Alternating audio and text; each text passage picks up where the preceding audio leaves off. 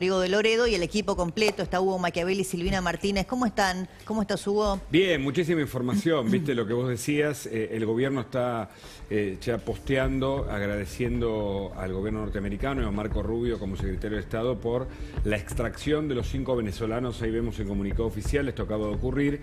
Es importante porque es la embajada argentina y sobre todo 5 venezolanos que estuvieron refugiados ahí desde marzo y que obviamente estuvieron muy cerca de María Corina Machado.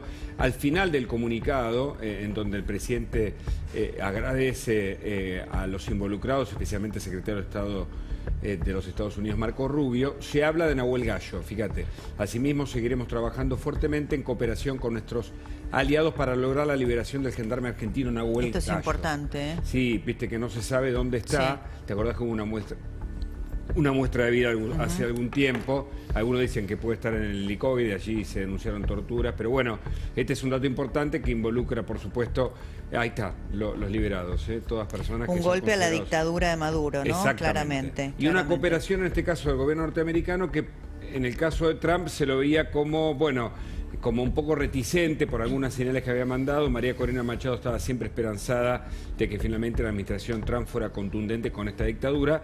De a poquito parecen dar señales en ese sentido y obviamente favorece a la política internacional. Las dictaduras de Venezuela, de Cuba, de Nicaragua, entre otras, tienen que ir, digamos, cerrando sus puertas y, por supuesto, liberando a todos los secuestrados que permanecen allí. Bueno, si quieren compartimos para abrir un poquito la discusión política. Hay mucho de política y de economía porque hoy habló el presidente Milei, porque también tuvimos este evento, digamos, en donde Patricia Bullrich firmó su afiliación a La Libertad Avanza, un acto formal, pero que en realidad no hace más que rubricar lo que ya se daba de hecho.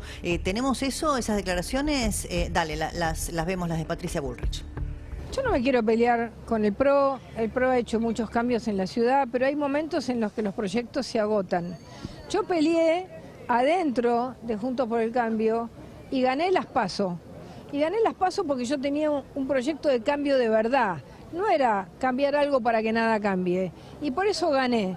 Y cuando vi que el país tenía 2 alternativas y que había una parte de Juntos por el Cambio que veía con más simpatía a Massa que el cambio que podía proyectar Milei, dije, yo tengo que ir por el camino del cambio, porque yo le prometí a la gente eso. Yo le decía, es todo o es nada, el cambio tiene que ser de shock, y es lo que estamos haciendo en el país. Bueno, Rodrigo, ¿cómo lo has visto esto? Porque en la Cámara de Diputados vos viste que van a empezar los que responden a Patricia Bullrich a pasarse, aunque ya de hecho en las votaciones el bloque PRO siempre había acompañado, ¿no?, las ideas, los proyectos de La Libertad Avanza. No sé cómo se puede traducir en la Cámara de Diputados.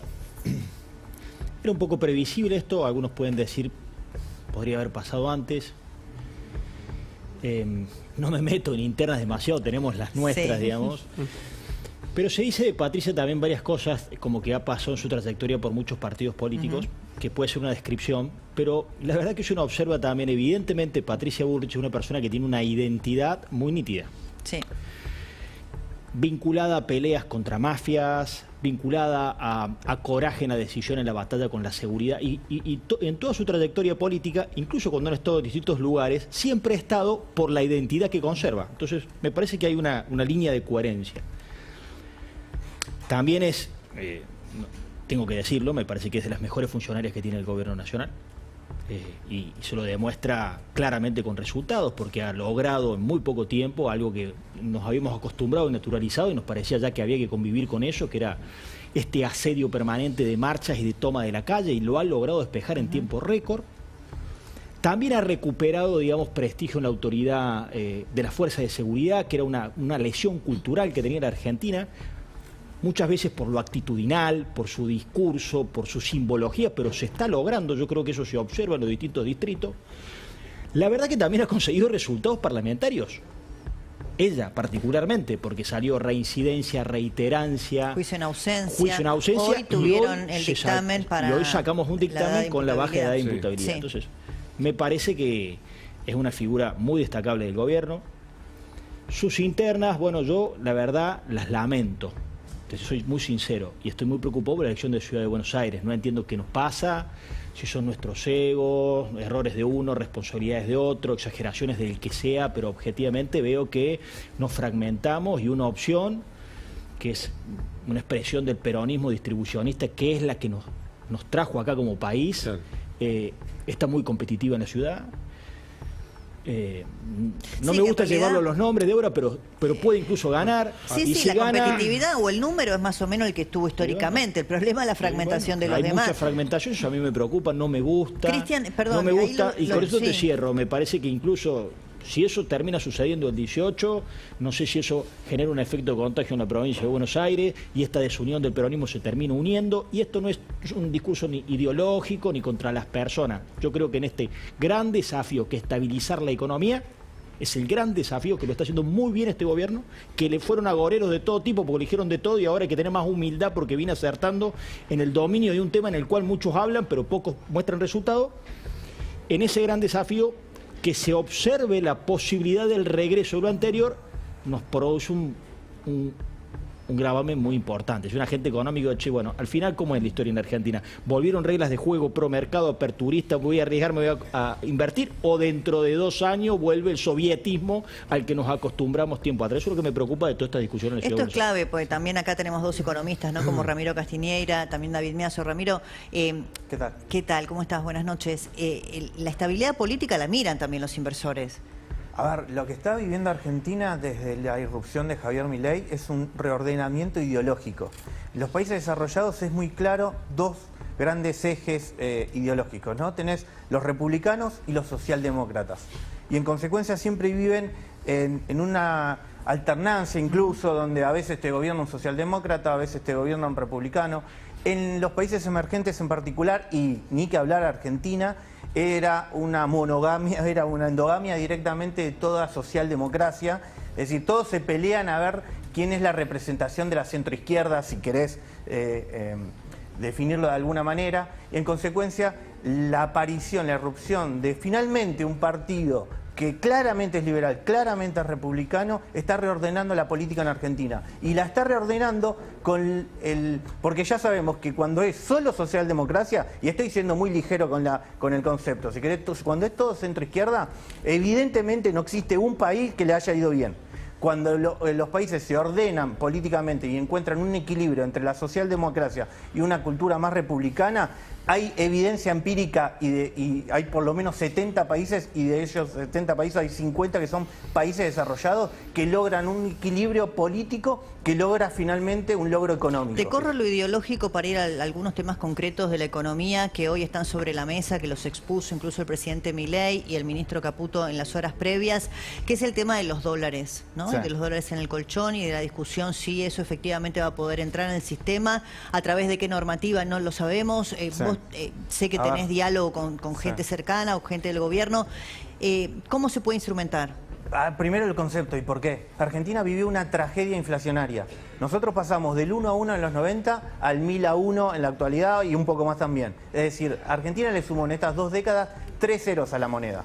En esa tragedia inflacionaria, el propio Estado te decía que si ibas a comprar dólares, primero te sacó directamente del mercado cambiario a los ciudadanos argentinos. En un país de democracia, el propio Estado te sacaba del mercado cambiario, te obligaba a que te fusilen inflacionariamente el salario, y si intentabas eludirlo, te caía la ley penal, ¿no? La ley penal cambiaria. Sí. Directamente en la jerga política te decían, no, vende patria o Estado presente y toda la milonga que se les inventaban.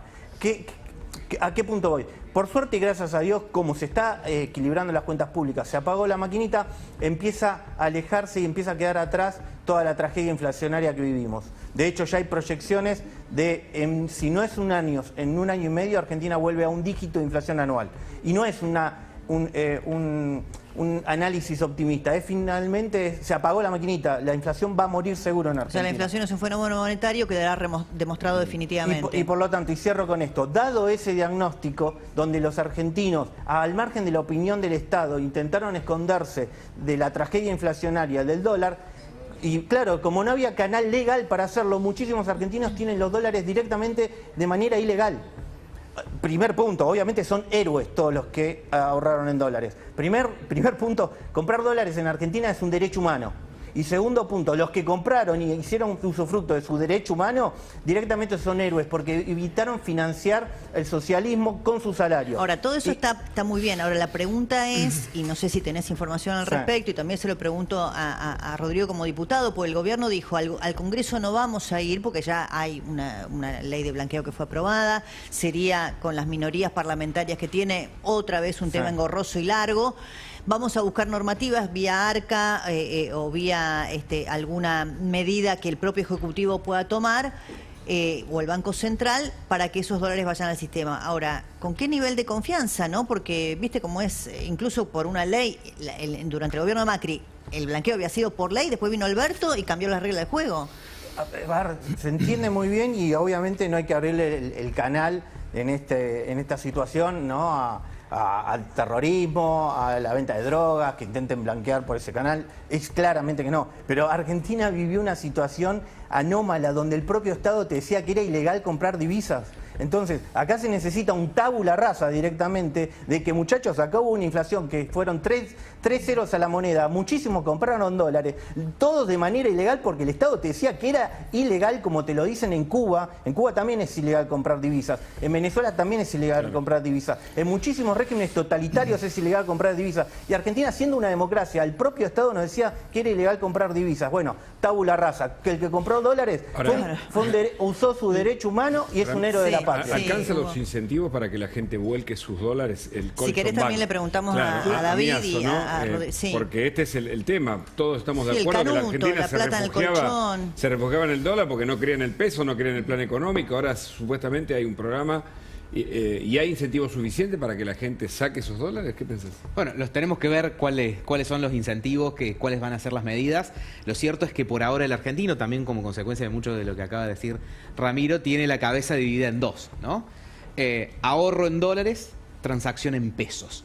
Lo que quiere hacer el gobierno, como ese ahorro en dólares significa que gran parte de esos dólares están quietos porque tampoco los argentinos confían en invertirlo en bonos, en obligaciones negociables o en muchísimos otros instrumentos. Es decir, bueno, esos dólares no solo son ahorro, sino también son transacción. Correcto. Para poder mover la rueda. El tributarista César Litvin, que es muy conocido él, que hay casi una relación patológica entre el argentino y el dinero guardado en el colchón, ¿no? De tener el dinero físico, de verlo, producto de qué.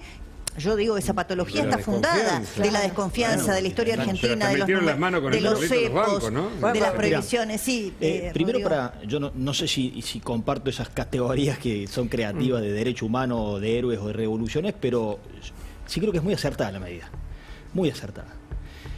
Primero, para darle una dimensión de lo mismo que están hablando. Se estiman que son más de 240.000 millones de dólares en billete lo que los argentinos tienen afuera, lo que nos convierte en uno de los países que estamos en la tríada, como los 3 países del mundo: China, Rusia y Argentina, con mayor billete de dólares per cápita.